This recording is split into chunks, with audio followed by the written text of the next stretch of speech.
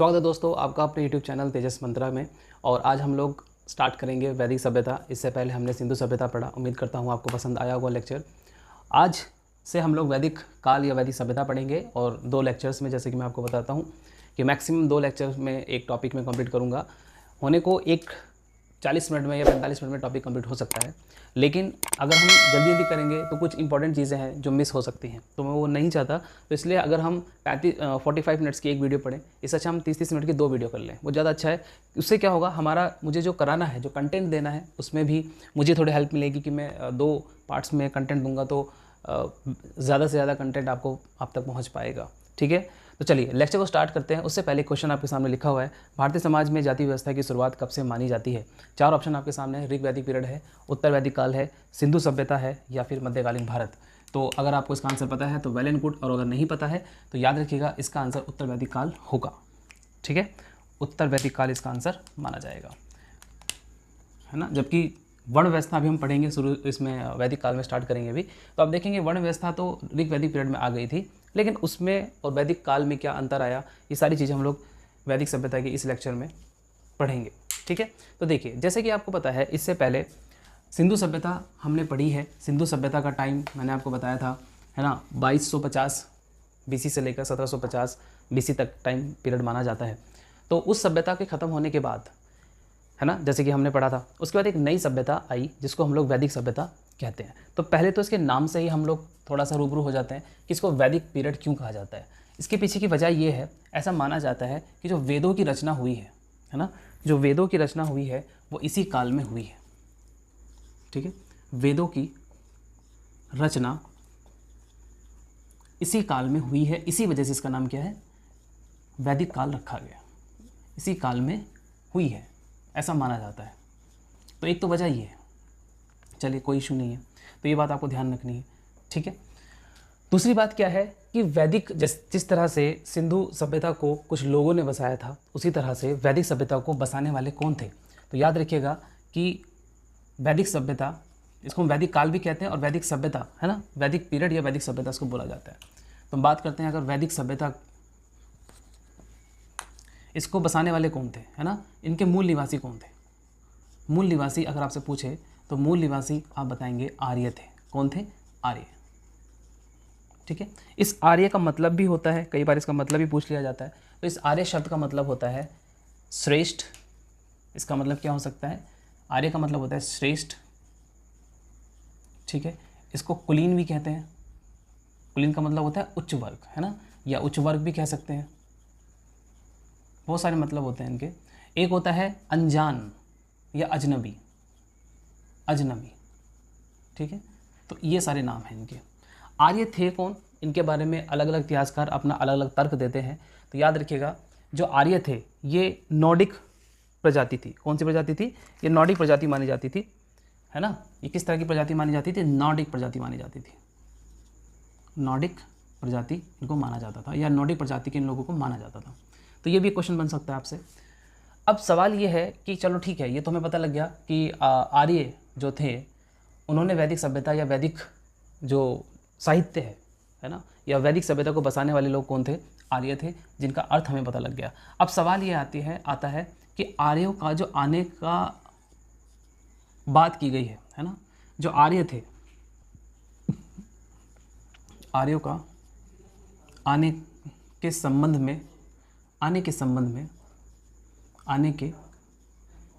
में मत। ठीक है, अब ये मैं क्यों बता रहा हूँ, क्योंकि देखिए जो भी साक्ष्य मिले हैं, जो भी इतिहासकार हैं, उनका अलग अलग मत है। बहुत सारे इतिहासकारों का अलग अलग मत है। किसी का कहना है तिब्बत से आए थे, किसी का कहना था सेंट्रल एशिया से आए हैं, किसी ने कहा था ये आर्कटिक प्रदेश से आए हैं। तो यहाँ से क्वेश्चन एग्जाम में बनता है, आपसे स्टेटमेंट देकर पूछ लेंगे कि ये स्टेटमेंट किस इतिहासकार ने या किस व्यक्ति ने दिया है। ठीक है, तो याद रखें 3 स्टेटमेंट मैं बताऊंगा आपको, तीनों स्टेटमेंट आपको याद रखने हैं। एक याद रखिएगा, स्वामी दयानंद सरस्वती। स्वामी दयानंद सरस्वती ने इनके बारे में क्या कहा है? स्वामी दयानंद सरस्वती, एक तो इनके बारे में आपको क्लियर होना चाहिए। इन्होंने भी आर्यों के बारे में बात करी है, क्योंकि आपको पता है स्वामी दयानंद सरस्वती ने ही एक स्लोगन दिया था, वेदों की ओर लौटो, है ना, वेदों की ओर लौटो। आधुनिक भारत में ये धार्मिक आंदोलन को चलाने वाले एक बहुत बड़ी पर्सनैलिटी थी, तो इन्होंने वेदों के ऊपर बहुत जोर दिया। तो इनका ये कहना था स्वामी दयानंद सरस्वती का कि जो आर्य थे ये आपके तिब्बत से आए थे। कहाँ से आए थे? तिब्बत से, है ना, चाइना के नीचे आप देखेंगे मैप में, तो इनका ये कहना था कि ये तिब्बत से आए थे। ठीक है, इसके अलावा एक स्टेटमेंट आपको याद रखना है बाल गंगाधर तिलक जी का। बाल गंगाधर तिलक, इन्होंने भी स्टेटमेंट दिया है ना। बाल गंगाधर तिलक जी ने कहा है कि ये आर्कटिक प्रदेश से आए थे। कहाँ से? आर्कटिक प्रदेश से। आर्कटिक प्रदेश से ये आए थे। ठीक है, और सटीक देखें तो उत्तरी ध्रुव से आए थे। कहाँ से? उत्तरी ध्रुव, क्योंकि आर्कटिक प्रदेश तो ऊपर की तरफ है, तो उत्तरी ध्रुव भी इनको कह सकते हैं। एक इतिहासकार है जिनका नाम है डॉक्टर संपूर्णानंद। क्या नाम है इनका? Doctor Sampurnanand. Doctor Sampurnanand. Doctor Sampurnanand का क्या कहना था? देखिए, इन्होंने ये कहा कि जो आर्य थे, बेसिकली आर्य जो थे ये आल्पस पर्वत जो आपके रशिया में पड़ता है, ये आल्पस पर्वत के पूरब से आए थे। कहाँ से? आल्पस पर्वत के पूर्व में से आए थे या पूरब की तरफ से आए थे, पूर्व से थे। ठीक है, एक स्टेटमेंट और है, दो स्टेटमेंट, तीन स्टेटमेंट और एक स्टेटमेंट है जो सबसे ज़्यादा प्रचलित है और एक्सेप्टेबल है, जिसको हम लोग बोलते हैं मैक्स मूलर का स्टेटमेंट। या मैक्स मूलर का क्या कहना है? मैक्स मूलर जो जर्मन इतिहासकार थे, मैक्स मूलर जी का कहना था कि जो आर्य थे ये मध्य एशिया से आए थे। कहाँ से आए थे? मध्य एशिया से। तो हम किसको सही मानेंगे? मध्य एशिया से आए थे। ठीक है, तो देखिए, अगर एग्ज़ाम में पूछा जाए, सिर्फ इतना क्वेश्चन आ जाए कि आर्य जिन्होंने वैदिक सभ्यता को जन्म दिया वो कहाँ से थे, तो अगर इस तरह का क्वेश्चन नहीं आता है, सिर्फ एक स्टेटमेंट पूछ लिया जाए, तो आप आंसर करेंगे मध्य एशिया को, क्योंकि ये वाला जो स्टेटमेंट है वो सबसे ज़्यादा एक्सेप्टेबल है, जो कि किसने दिया था? मैक्स मूलर ने दिया था। एक इतिहासकार थे, फिलोसफर थे बहुत बड़े, और ये कहाँ से थे? जर्मन से थे। कहाँ से थे? जर्मन से थे। ये भी आप लिख लेना, कहाँ से थे? जर्मनी इतिहासकार थे, फिलोसफर थे कहाँ के? जर्मनी के। ठीक है, चलिए इतनी बात हो गई। अब आगे चलते हैं, थोड़ा सा टॉपिक में आगे की चलते हैं और इसके टाइम पीरियड की बात करते हैं। ठीक है, तो देखिए, जो वैदिक काल है या वैदिक सभ्यता है, ठीक है, इसका टाइम पीरियड जो है, वैसे तो इसका टाइम पीरियड 1500 से 600 बीसी तक माना जाता है ना। वैदिक पीरियड का या वैदिक काल का जो टाइम पीरियड माना जाता है वो 1500 से 600 बीसी का माना जाता है। इसको हम लोग दो पार्ट्स में डिवाइड करके पढ़ते हैं। वैदिक पीरियड को हम लोग दो पार्ट्स में डिवाइड करके पढ़ते हैं। एक होता है आपका ऋग वैदिक पीरियड, है ना, इसको ऋग वैदिक पीरियड इंग्लिश में बोला जाता है, या इसको ऋग वैदिक काल बोला जाता है। क्या बोला जाता है? इसको ऋग वैदिक काल बोला जाता है।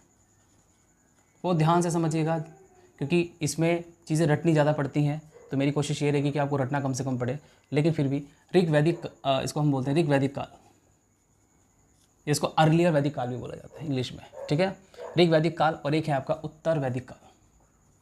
उत्तर वैदिक काल, ठीक है, ऋग वैदिक काल और उत्तर वैदिक काल। ठीक है, ऋग वैदिक काल का जो पीरियड माना जाता है वो 1500 से, यानी कि ईसा मसीह के जन्म से 1500 साल पहले से लेकर 1000 साल पहले तक, 1500 बीसी से लेकर आपका 1000 बीसी तक। ठीक है, एक पीरियड ये हो गया। और एक होता है आपका 1000 बीसी से 600 बीसी तक, एक टाइम पीरियड आपका ये माना जाता है। ठीक है, तो याद रखिएगा इस बात को भी, टाइम से पीरियड से भी क्वेश्चन बन जाता है। अब देखिए, हमें इसको दो पार्ट्स में पढ़ना है, ऋग वैदिक काल और उत्तर वैदिक काल। अगर हम लोग बात करें पहले ऋग वैदिक काल की, हम लोग सबसे पहले बात कर रहे हैं ऋग वैदिक काल की हम लोग बात कर रहे हैं, जिसका टाइम पीरियड हमने लिखा हुआ है 1500 से ठीक है 1000 बीसी तक का इसका टाइम पीरियड माना जाता है। ठीक है, इसका नाम ऋग वैदिक काल क्यों है? क्योंकि ऐसा कहा जाता है कि जो ऋग वेद की रचना है वो इसी काल में हुई थी, इसी वजह से इसको ऋग वैदिक काल कहा जाता है। ठीक है ना, और इसी काल में, जैसे कि मैंने आपको स्टार्टिंग में बताया, इस काल में क्या हुआ था कि वेदों की रचना की गई थी, है ना। 1500 से लेकर 1000 बीसी तक का जो टाइम पीरियड है, इसी में माना गया है कि जो है आपका वैदिक पीरियड, वैदिक काल इसी को कहा जाता है, क्योंकि यहाँ पर वेदों की रचना हुई थी। हमें जानकारी कहाँ से मिलती है कि वैदिक काल में क्या क्या लिखा गया है, क्योंकि देखिए क्वेश्चन यहीं से बनता है। तो जो स्रोत हैं वो है वैदिक साहित्य। क्या है? वैदिक साहित्य। अच्छा, एक चीज़ और याद रखिएगा, स्रोत क्या है? इन सब बातों का जो हम लोग पढ़ रहे हैं वो वैदिक साहित्य ही तो स्रोत है, कहीं ना कहीं से तो हमें पता लगा है ना। तो जो इस पीरियड में लिटरेचर लिखा गया है ना, या वेद लिखे गए हैं, ब्राह्मण ग्रंथ लिखे गए हैं, आरण्यक लिखे गए हैं, उपवेद लिखे गए हैं, वेदांग लिखे गए हैं, ये जो चीज़ें हैं ये क्या है? सब वैदिक साहित्य है। अच्छा, एक चीज़ और भी है, एक बात याद रखिएगा कि इस पीरियड में ऐसा माना जाता है कि जो जितने भी लिटरेचर लिखे गए हैं, जैसे अगर हम स्पेशली वेदों की बात करें, तो ये जो है ईश्वरीय उपदेश रहे हैं, है ना। यानी कि सीधा जो है, जो उस समय जो ज्ञानी लोग हुआ करते थे और ईश्वर जो होते थे, वो अपने बातों को या अपने उपदेशों को उनको सिर्फ ध्यान में लाते थे और वो लोग फिर उसको लिखते थे। यानी कि इस बात को हम लोग ऐसे भी कह सकते हैं कि इस काल में जो लिटरेचर लिखा गया है ना, उसको श्रुति साहित्य कहते हैं। क्या कहते हैं? श्रुति साहित्य। इसी को क्या कहा जाता है? श्रुति साहित्य। इसी को क्या कहा जाता है? श्रुति साहित्य कहा जाता है, या फिर इसका एक नाम और भी है, संहिता। इसको संहिता नाम भी दिया गया है, ठीक है। तो याद रखिएगा, आपसे पूछ सकते हैं कि वैदिक काल में जो लिटरेचर या साहित्य लिखा गया है उसको क्या कहते हैं, तो आप बताएंगे श्रुति साहित्य या फिर संहिता। क्या कहते हैं इसको? श्रुति या फिर संहिता, ठीक है। अच्छा, इसमें एक चीज़ और है,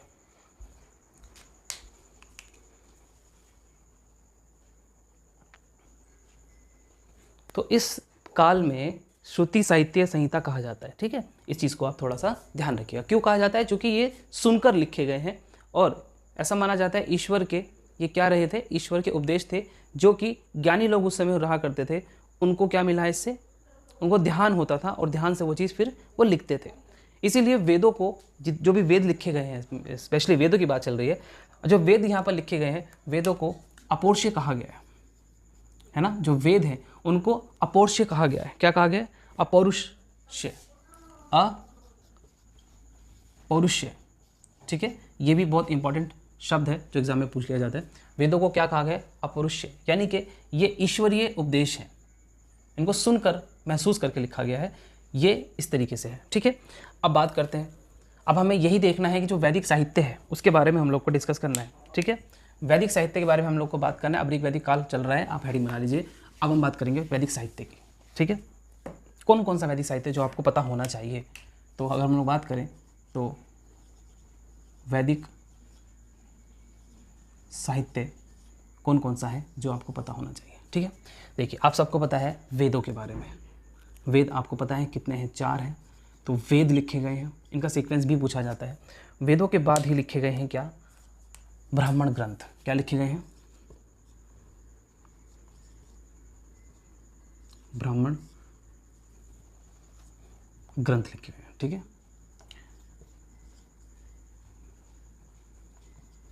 इनका सीक्वेंस पूछ लिया जाता है। उसके बाद आरण्यक लिखे गए हैं, आरण्यक, ठीक है। आरण्यक के बाद आपको याद होगा, सुना होगा आपने, उपनिषद, उपनिषद, ठीक है। उपनिषद के बाद वेदांग लिखे गए हैं। क्या लिखे गए हैं? वेदांग लिखे गए हैं। तो एक तो आपको इस सीक्वेंस पता होना चाहिए, वेद, ब्राह्मण ग्रंथ, आरण्यक और उपनिषद और वेदांग, ये 5 चीज़ें जो हैं ये एक के बाद एक इनकी रचना हुई है, ठीक है। अब आप सबको पता है कि वेद कितने हैं? वेदों की संख्या है 4। ब्राह्मण ग्रंथ कितने हैं? 8। ये नंबर आपको याद होने चाहिए। आरण्यक कितने हैं? आरण्यक 7 है। उपनिषद कितने हैं? उपनिषदों की संख्या 108 है। और वेदांग कितने हैं? 6, ठीक है। वेद 4 हैं, ब्राह्मण ग्रंथ 8 हैं, आरण्यक 7 हैं, उपनिषद 108 हैं, वेदांग 6 हैं, ठीक है। अगर हम लोग वेदों की बात करें तो वेद जो है वो आपको पता है 4 है, ठीक है। इनका सीक्वेंस भी आपसे पूछ लिया जाता है। सबसे पहले हम लोग बात करें अगर, तो ऋग्वेद, उसके बाद यजुर्वेद, ठीक है। तीसरा है सामवेद और चौथा कौन सा है? अथर्ववेद, अथर्ववेद, ठीक है। अथर्ववेद, अथर्ववेद, तो ये 4 वेद हैं। आरण्यक कितने हैं? 7 हैं। इनको भी हम लोग देखेंगे जब हम टेबल में पढ़ाएंगे, इसको लिखेंगे तो टेबल में आपको, जैसे आपसे पूछ सकते हैं ऋग्वेद का आरण्यक कौन सा है, तो आप बताएंगे कोशित की है, ठीक है, और कोशित की है, और एक आपका तैत्रेयी है ना, ऐत्रेय और कोशित की है। तो इसी तरीके से यजुर्वेद का पूछ लिया जाता है। जैसे शतपथ है ना, शतपथ जो है वो यजुर्वेद का है। सामवेद का पूछेगा तो सामवेद के 3 है, आपका षड्विश है ना, और एक आपका छंदोग्य है ना। इस तरीके से अथर्ववेद है, अथर्ववेद का भी पूछा जाता है। गोपथ इसका आरण्यक है, सॉरी ब्राह्मण ग्रंथ है, ठीक है। इसी तरीके से इन सब के जो है ब्राह्मण ग्रंथ लिखे गए हैं, उसके बाद आरण्यक लिखे गए हैं, उपनिषद लिखे गए हैं, वेदांग लिखे गए हैं। और एक शब्द और भी होता है उपवेद, ठीक है ना। तो उपवेद भी कितने हैं? उपवेद 4 हैं, ये भी लिख लीजिएगा। उपवेद जो है वो 4 है। तो इनके बारे में हम लोग एक टेबल में देखेंगे ताकि आपको बेटर तरीके से ये चीज़ मिल जाए। अच्छा, इसका सीक्वेंस याद करने का एक छोटा सा आप कीज़ याद कर लीजिए, ज़्यादा बेटर रहेगा। जैसे वेद, ब्राह्मण,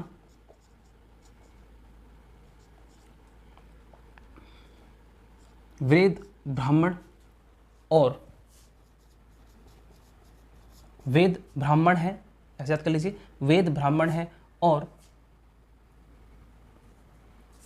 वेद ब्राह्मण है और उपनिषद,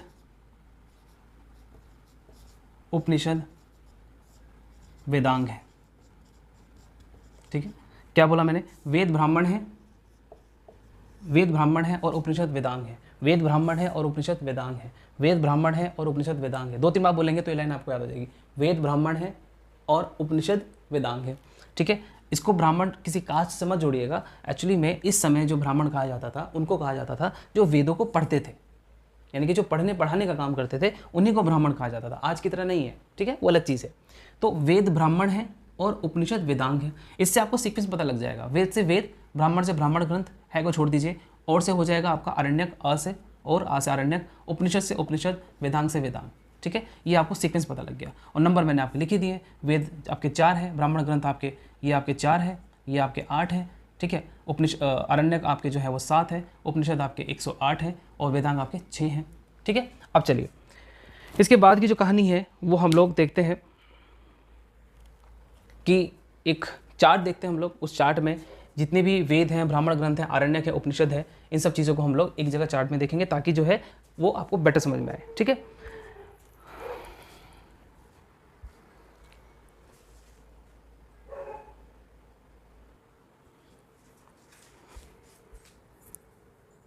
तो देखिए इसमें आपको ये जो चार्ट है, टेबल छोटा सा, ये बहुत इंपॉर्टेंट है ना। जितना अभी तक हमने पढ़ा है उसमें से जो क्वेश्चंस बन सकते हैं वो मैंने आपको बता दिए, लेकिन ये जो 4 आपको दिखाई दे रहे हैं रोज़ और कॉलम्स, यहाँ से आपको क्वेश्चंस मिलता है, ठीक है। तो उसको बहुत ध्यान से समझिएगा। आपको देखने में बड़ा अजीब लग रहा होगा लेकिन ये याद हो जाएगा, 1-2 बार पढ़ेंगे तो याद हो जाएगा। देखिए सबसे पहले मैंने आपको क्या बताया था कि वेद 4 हैं, है ना, 1, 2, 3 और 4। इन्हीं के बाद ब्राह्मण ग्रंथ लिखे गए थे, है ना। वेद, ब्राह्मण और उपनिषद वेदांग है, याद कीजिए, ठीक है। तो वेद, उसके बाद ब्राह्मण ग्रंथ लिखे गए हैं, ठीक है। आरण्यक और फिर उपवेद, उपवेद तो मैंने बाद में बताया था आपको, वेदांग था पहले, ठीक है ना। अब देखिए क्वेश्चन क्या बनेगा कि ऐत्रेय और कोशित की, आपसे पूछेंगे कि ऋग्वेद का ब्राह्मण ग्रंथ क्या है, तो आप बताएंगे ऐत्रेय और कोशित की, ऐत्रेय और कोशित की, ठीक है। इसको आप ऐसे भी याद कर सकते हैं, जैसे ऋग्वेद है, ऋग्वेद जो है ये पहला वेद है, इसको हम लोग 1 लिखते हैं, 1, तो ए से हो जाएगा ऐत्रेय और का से हो जाएगा कोशित की, ऐसे भी बना सकते हो।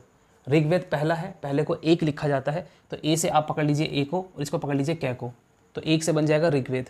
उसके बाद हम लोग बात करें यजुर्वेद, यजुर्वेद के जो ब्राह्मण ग्रंथ हैं वो 2 हैं, एक तो शतपथ है और एक तैत्रीय है, एक शतपथ है आपका और एक तैत्रीय है, ठीक है। हम वेदों को अलग से पढ़ेंगे, ऐसा नहीं हम वेद नहीं पढ़ेंगे, ऋग्वेद, यजुर्वेद, सामवेद और अथर्ववेद के बारे में इंडिविजुअल पढ़ेंगे, लेकिन ब्राह्मण ग्रंथ आपको याद रखने हैं क्योंकि ब्राह्मण ग्रंथ ज़्यादा पूछे जाते हैं, आरण्यक नहीं पूछे जाते इतने, और एक उपवेद पूछा जाता है, ठीक है।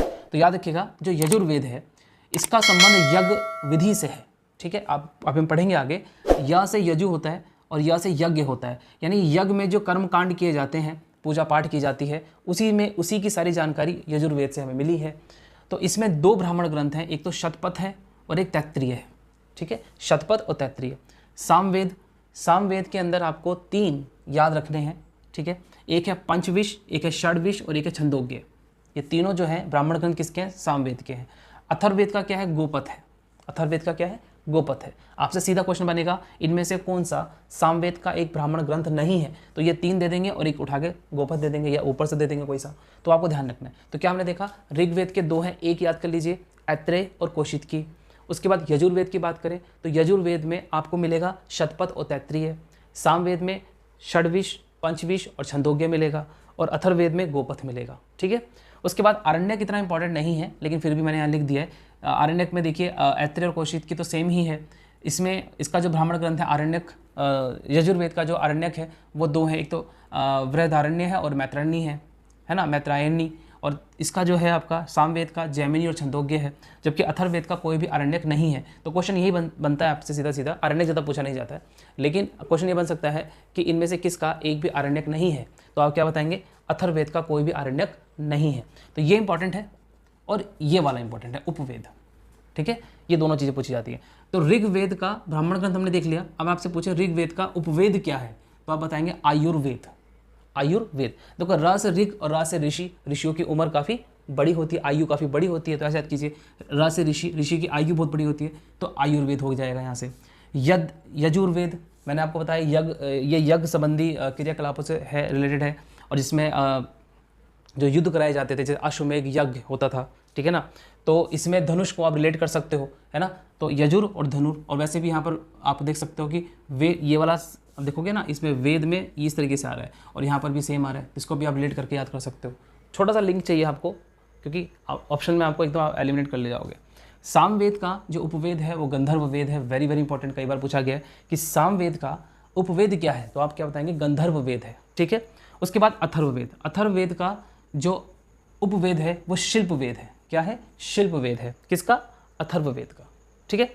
तो देखिए ये आपसे इसी तरह से पूछा जाएगा। अच्छा, एक चीज़ और पूछी जाती है इसमें, इसी में हम ऐड कर सकते हैं, ये अलग से लिख सकते हैं इस चीज़ को, कि देखिए जो ऋग्वेद का अध्ययन करते थे, यजुर्वेद का अध्ययन करते थे, सामवेद का करते थे, ये अथर्ववेद का करते थे, उनको क्या कहा जाता था। ठीक है। तो ये समझ लीजिए, अगर आपसे पूछें कि ऋग्वेद, ठीक है, ऋग्वेद का अध्ययन करने वाले को क्या कहते थे, तो आप क्या बताएंगे। ये क्वेश्चन आता है, ये क्वेश्चन जरूर आता है। ऋग्वेद का अध्ययन करने वाले को, है ना, ऋग्वेद का अध्ययन करने वाले को, अध्ययन करने वाले को क्या कहते थे,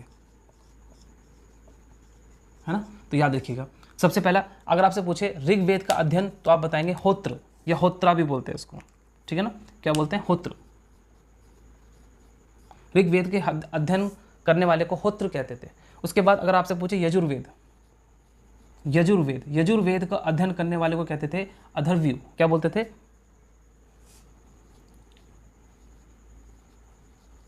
ठीक है, अथर्वयु बोलते थे। क्लियर, याद रखिएगा इस बात को, इनका अध्ययन करने वाले को अध्वर्यु कहते थे। ठीक है, यह है ये, यह।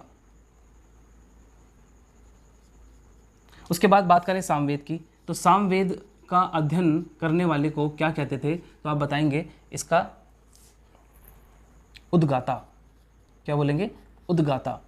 और लास्ट है आपका अथर्ववेद। अथर्ववेद का अध्ययन करने वाले को क्या कहते हैं, क्या कहा जाता था, तो अथर्ववेद का अध्ययन करने वाले को क्या कहा जाता था, तो आप लिखेंगे इसको अथर्ववेद। अथर्ववेद, अथर्ववेद का अध्ययन करने वाले को हम कहते थे ब्रह्मा। क्या कहते थे, ब्रह्मा। ठीक है, ब्रह्मा कहते थे। तो ये चीज़ आप थोड़ा ध्यान रखें कि किसका अध्ययन करने वाले को क्या कहते थे। ठीक है ना, ब्रह्मा कहते थे। तो ये इंपॉर्टेंट है, ये वाला आपको याद रखना है। तो मेरे कहने का मतलब सिर्फ ये है कि ब्राह्मण ग्रंथ आप याद रखें, उपवेद आप याद रखें, और किस अध्ययन करने वाले को क्या कहा जाता था, होत्र, अर्धवर्यु, उद्गाता और ब्रह्मा। अब देखिए याद करना आसान है। सामवेद जो है वो संगीत से रिलेटेड है, और संगीत से रिलेटेड है गाना या गाता, रिलेट कर सकते हो। ठीक है। यजुर्वेद, इसका देखो शकल देखो इसकी, इन दोनों की शब्द मिलता जुलता है ये कहीं ना कहीं, मतलब लिखने का जो तरीका है, इसमें भी आधा रा ऊपर आ रहा है, इसमें भी आधा रा ऊपर आ रहा है। ठीक है, आराम से कर ले जाओगे। ऋग्वेद को होत्र बोलते हैं, एक ये आपको याद रखना है और एक आपको नीचे वाला याद रखना है, बस बाकी के 2 तो आप लिख लेंगे इसको। ठीक है, तो ये चीज़ है। अब ब्राह्मण ग्रंथ में, आरण्यक में अंतर क्या है, देखिए जो वेद हैं, समझिएगा ध्यान से, वेद यानी कि ऋग्वेद, यजुर्वेद, सामवेद, अथर्ववेद, यानी कि ये जो चीज़ें हैं इसमें मंत्र लिखे गए हैं। क्या लिखे गए हैं, मंत्र लिखे गए हैं, और उन मंत्रों का जो एक्सप्लेनेशन है वो किस में दिया गया है, ब्राह्मण ग्रंथों में दिया गया है। ध्यान से समझिएगा, वेदों में मंत्र लिखे गए हैं, एक्सप्लेनेशन नहीं है, जबकि ब्राह्मण ग्रंथों में उन मंत्रों का एक्सप्लेनेशन दिया गया है। ठीक है, नंबर 2 बात। तीसरी बात, आरण्यक क्या है? आरण्यक भी जो वेदों में बातें लिखी गई हैं मंत्रों के रूप में, यहाँ तो एक्सप्लेनेशन हो गया, और इस एक्सप्लेनेशन को आध्यात्मिकता से जोड़ने का काम कौन करता है? आरण्यक करता है। ठीक है, समझिएगा, बहुत ध्यान से पूछा जाता है ये। क्लियर? और उपवेद तो आप कह सकते हो जैसे एक बहुत बड़ी बुक है, उसके एक टॉपिक को अलग से एक छोटी सी किताब में बना दिया गया, अलग अलग किताबों में बांट दिया गया, तो वो आपका उपवेद है। ठीक है, तो ये चीज़ जो है हमने इंट्रोडक्शन पढ़ा। कल हम लोग यानी कि अगली क्लास में हम क्या पढ़ेंगे? एक एक वेद को पढ़ेंगे डिटेल से। ठीक है, इतना डिटेल से नहीं तो एग्जाम के पॉइंट ऑफ व्यू से। जैसे ऋग्वेद से बहुत अच्छे क्वेश्चन बनते हैं, कितने मंडल हैं इसके अंदर, कितने श्लोक हैं, है ना, कौन से मंडल में क्या दिया गया है, तो ये सारी चीज़ें हम लोग जो है इसके सेकंड पार्ट में कवर करेंगे। जितना हमने इस वीडियो में पढ़ा है इसको एक बार दोबारा से रिवाइज ज़रूर कीजिएगा। ठीक है, वैदिक सभ्यता की शुरुआत कब से हुई है, किसने की है, कौन कौन से स्टेटमेंट दिए गए हैं, आर्य कहाँ से आए थे, है ना, और आपसे ये भी पूछा जाता है कि वेदों की रचना यानी कि जो की है किसने की है, तो वेदों की रचना जो माना जाता है वो वेद व्यास ने की है, ऐसा माना जाता है। हम ये चीज़ भी हम लोग अगली क्लास में डिस्कस करेंगे डिटेल में। ठीक है, तो आज के लिए लेक्चर को इतना ही रखते हैं, लेक्चर बड़ा हो जाएगा, नहीं तो इसी लेक्चर को आप दोबारा से देखिएगा एक बार, अगर नहीं समझ में आया होगा तो इसके प्रॉपर नोट्स बनाइए, और यकीन मानिए कि जो हम लोग पढ़ रहे हैं ये आपके एसएससी तक के लिए आपको हेल्प करेगा। स्टेट एग्ज़ाम्स में जितने भी आपके ग्रुप सी और ग्रुप डी के एग्ज़ाम्स होते हैं वहाँ पर आपको हेल्प करेगा। ठीक है ना, तो इसको अच्छे से नोट्स बनाइए और इसको पढ़ते रहिए। जल्दी ही मिलते हैं हम लोग इसके सेकंड पार्ट में, है ना, तब तक के लिए अपना ध्यान रखिए और पढ़ते रहिए। Thank you so much.